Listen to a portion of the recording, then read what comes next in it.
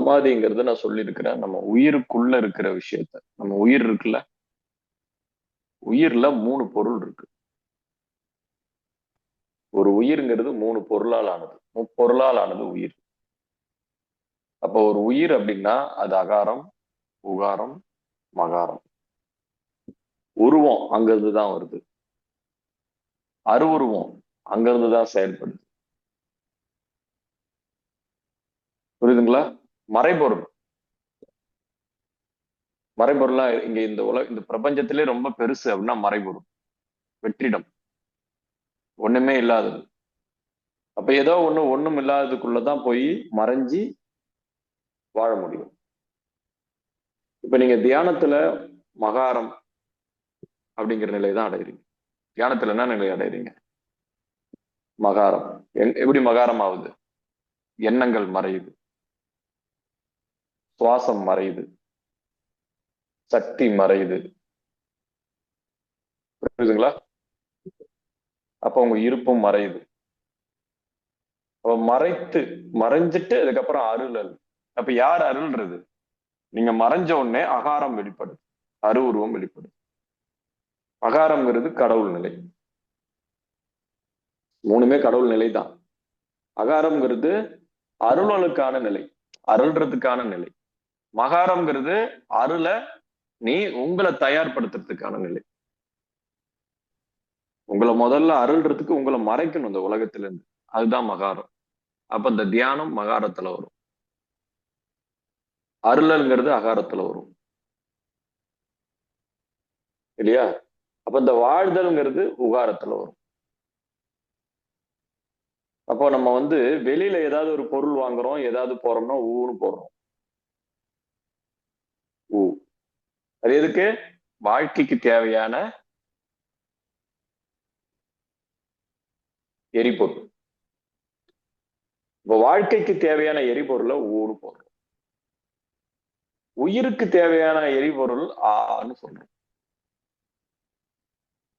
இந்த ஆவும் ஊவும் புரியுதுங்களா?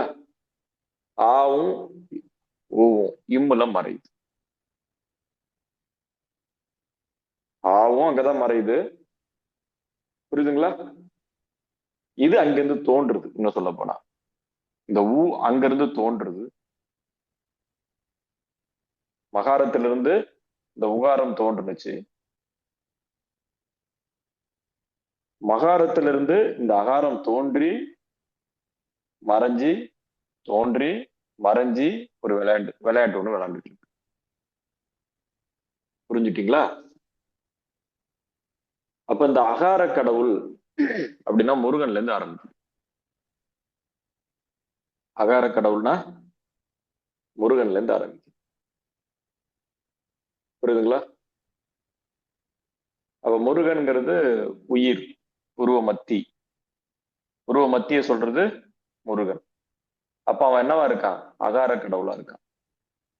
அப்ப இந்த விநாயகருங்கிறது ஓம்னு நீங்க அது தலைப்பகுதியை ஓம்னு எடுத்துக்கிட்டா கூட அது என்ன இருக்கு? பொருள் உலகத்துக்கான நீர் சக்தியா இருக்கு. சொல்லியிருக்கேன் நான். விநாயகருங்கிறது பொருள் உலகத்துக்கான மூலாதார சக்தி இல்லையா? சிவன்கிறது பஞ்சபூத சக்திய சொல்லிடுறோம் நம்ம. அது பஞ்ச அச்சரம் அப்படின்னு சொல்றோம். அதுவும் என்ன வருதுன்னா சிவன் சொல்ல போனா கூட உகாரத்துலதான் வரும். சரியா சொன்னோம்னா சிவன் உகாரம், விநாயகர் உகாரம், புரியுதுங்களா? முருகன் அகாரம். புரிஞ்சுட்டீங்களா? அப்போ இந்த உயிர், இந்த ஜீவசக்திங்கிறது என்னது? அது ஒரு இருள் சக்தி. அது ஒரு இருள் சக்தி. அது ஒரு மாய சக்தி இல்லையா? இருள்ங்கிறது ஒரு மாயை. அப்படி புரிஞ்சுக்க. அப்ப இந்த அகாரம், உகாரம், மகாரம்னா 3 பேர்த்த புரியுது. மகாரம் அப்படிங்கிறது பிரம்ம நிலை. உகாரம்ங்கிறது சிவநிலை. அகாரம்ங்கிறது